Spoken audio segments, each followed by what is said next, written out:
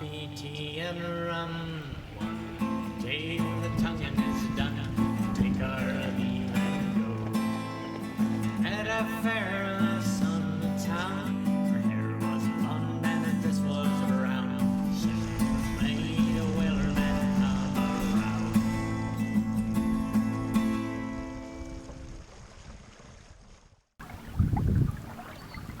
I usually check the weather before I go out on the water, but occasionally I don't. I just step outside the front door and look at the trees and see how the leaves are rustling to get an idea of what the wind is, and look up at the sky, see if it's clear or cloudy, if it's gonna rain. But occasionally I don't check the weather, and usually that either means I arrive to the water and it's either blowing a gale or a flat calm. This was one of those times where it was practically a flat calm when I got to the ramp. Not totally. There was definitely enough wind to move the boat, and sometimes that's just how it is, especially in the dog days of summer. And we're not quite to the dog days, but we're definitely getting into summer here. This slight breeze is out of the north, so I'm just making my way south on Kentucky Lake, the Tennessee River. And so I come around this point, and I get into a little bay, really a creek, that I didn't know was there actually. It turns out to be a pretty posh neighborhood. A lot of big houses, pretty nice houses, a lot of private docks. So I got about halfway down the creek, and I looked off to port and realized that this feature I had had my eye on, that I thought was just some woods, maybe connected to this neighborhood over here on the port side of the boat. Well, it turned out to be an island, and I really was not expecting an island to be there. That's the kind of thing I'm interested in exploring, and I've looked at maps and charts for this area before, not particularly closely, but I've never noticed anything like that on the maps, and some of these islands, they're not marked.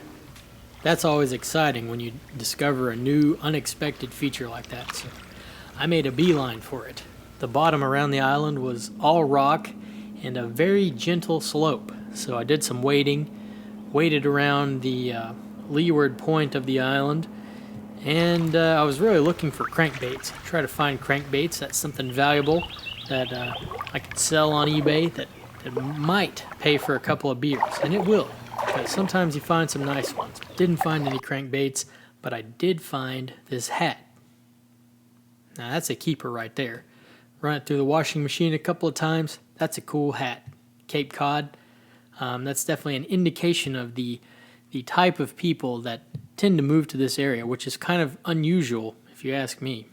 But yeah, we actually get a lot of people from up north and out east. Strangely enough, they want to move to a brown water reservoir when they have salt water right there.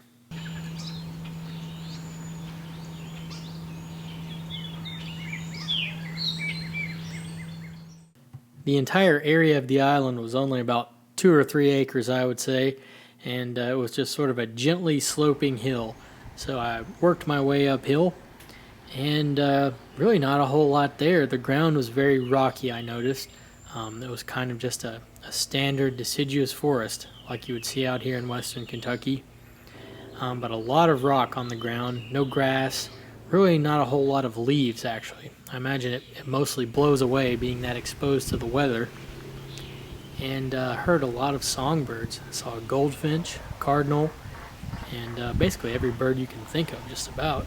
I think turtles must have amazing eyesight, because somehow, even though I was like so far away from this turtle and way up high in the shadows, this turtle, when he came up for air, somehow I think he still saw me. You can tell by his reaction, because he just acts like panicked when he dives back down immediately after coming up to the surface.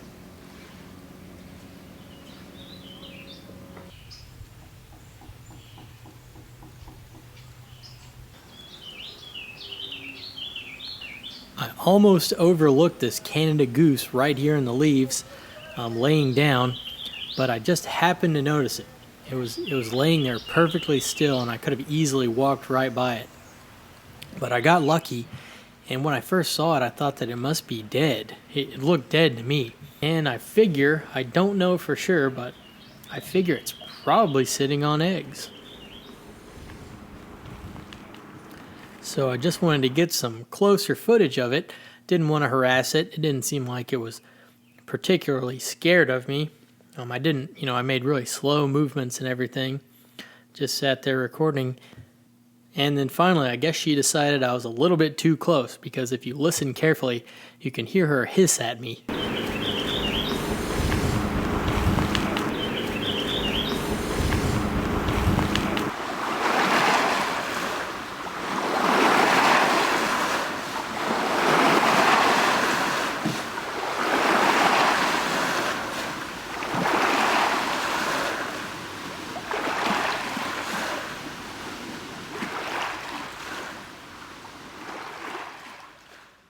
Soon may the wellerman come, bring us coffee, tea, and rum.